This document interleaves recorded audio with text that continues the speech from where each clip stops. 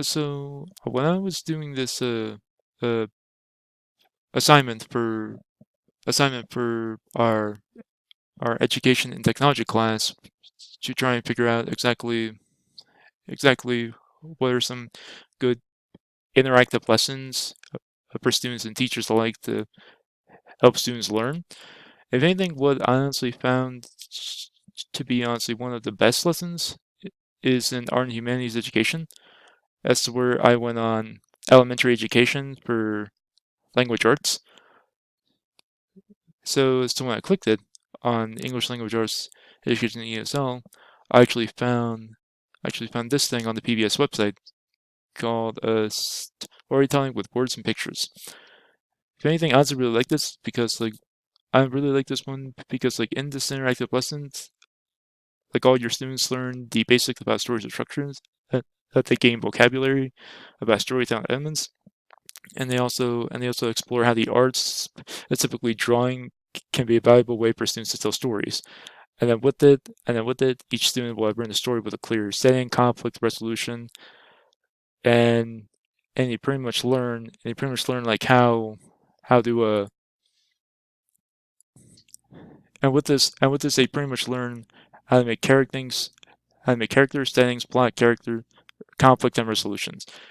So if anything, as soon as you click this storytelling words and pictures, it takes you straight to this part, which is welcome to storytime with Lula. If anything, on this one,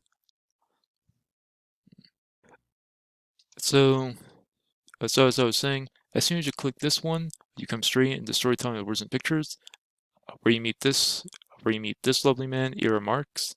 As what he does is that he's actually a animation. He's an animator. He's a storyboard writer.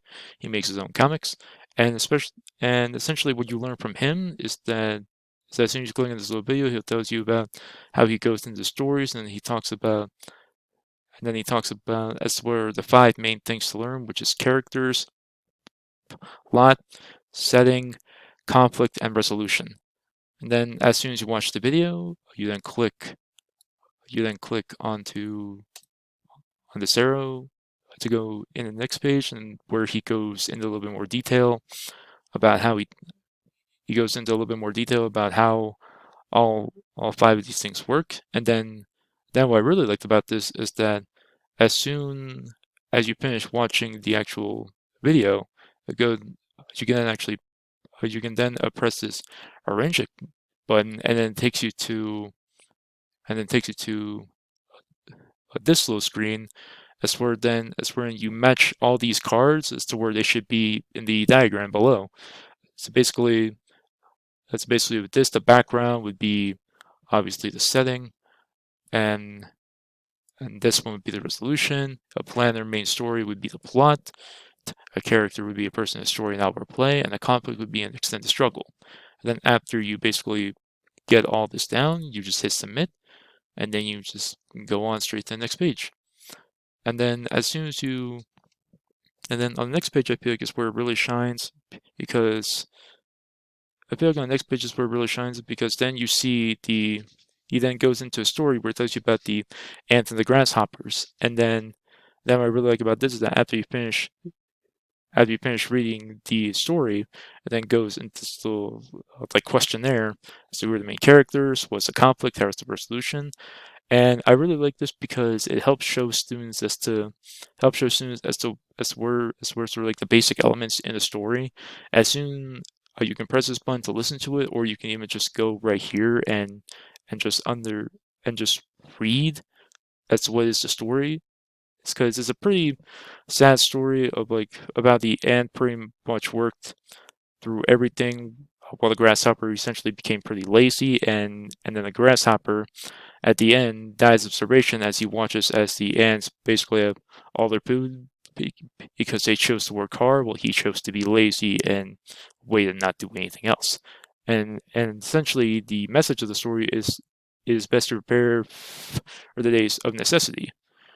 And I really like that. I really like that because I feel like that this would help students learn essentially how do all of the all of the little essentials that goes into the story, like the main characters being the grasshopper, conflict being that the grasshopper is becoming too lazy, not wanting to do anything. He's just taking his sweet time while the ant is working very hard.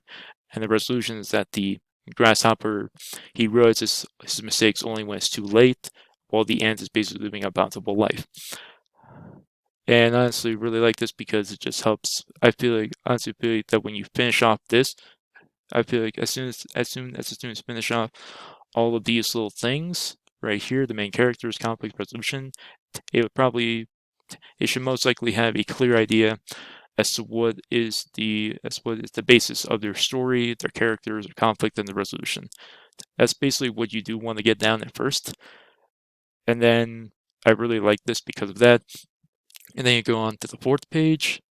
I like this too because it only has 7 pages, but it has so much on each page. That's what I really like about this. And then on this page, on tips, tricks, and advice from Ira, he goes into advice on storytelling as to where he goes as to how he creates a story and then how you can make your own story. He goes on into detail about how he makes a story from beginning to end, about his inspirations, as to what inspires him to make a story. He basically tells you that he has his own little notebook that he carries with him everywhere. He's also inspired by like everyday people, like his friends that he meets, family that he meets, any people he just walks up and meets will possibly inspire him. And then as you watch the video, you notice like he's going like into details about what he does for storyboards, what he drafts. And what I like about this is the fact that like after you watch the video, you go into this little questionnaire again as to where you put in the answers. As you keep watching the video, look for the answers. So where's by inspiration for telling stories. His answer, he answered that would be that he's basically inspired by everybody, everything. So he takes a little notebook with him so that we can jot down whatever kind of answer he needs.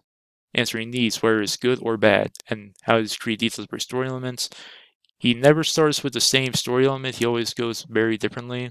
It's because like he always wants to make the story feel more different and unique compared to his other previous stories. And then honestly, what surprised me about his description is the fact that like he just because like I rarely do this. I don't really take a notebook everywhere, but I feel like that's a great idea, especially for teachers and students alike, and really all writers like because that does help you. It does help you like jot down ideas when you have a really good idea or even a really bad idea. You just write it down so then as soon as you write your story, you can implement that into your story and see if it works for you. And then and then and then words that he used would possibly be like storytelling, animation, like words that I feel like really help out students. Like they learn drafts, which I feel like is really great because essentially a really great writer keeps making draft after draft after draft until they get what they need and what they want in a story. And the reason why he writes the drafts is because sometimes the draft may not work. It may be bad, as we've all seen sometimes, sometimes with their own papers because we're our own harshest critics. And I actually really like this. I really like this part because it really helps you learn. It really helps all the students and teachers learn exactly what should be like the prime elements in a story and what you can use to honestly help you make a what you can use to help you make a good story of your own, which I really like about that. And then you go on to the fifth page, where I honestly find this to probably be the best part in the entire like part because like the best part in this entire lesson because I feel like this is probably what a lot of kids are gonna have fun with. Is that with this one you actually have to make a story of your own, like regarding like each of these little characters that Ira makes. So pretty much you would just put down these guys characters, conflict, resolution. Like the resolution could just be that they all woke up, and that's what I really like about this because there's just like a whole lot of things you can do. Like the plot could probably be that they lost the balloon, so they have to go into they have to go to Candy Island to they have to go to Candy Island to get the balloon back. And how they get to Candy Island is that they go there on a ship, except the conflict would probably be that the ship breaks, so then they wash up on Candy Island, except then they also have to deal with dinosaurs, monsters, and the resolution would just be that that it was all a bad dream. But if anything, I really like this because with this you can make your story any way you want, and I honestly feel like with this activity, it would really help to inspire students as to how to make their own stories. And that's what I really like about this, because then you just submit, and then as soon as you're done checking off as to whichever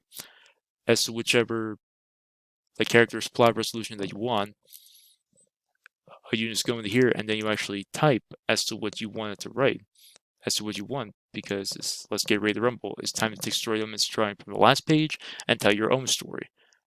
And then even give you a prompt: escape from Candy Island. Your characters need to leave Candy Island, the setting, but one character has a conflict, and they work together to figure out a solution.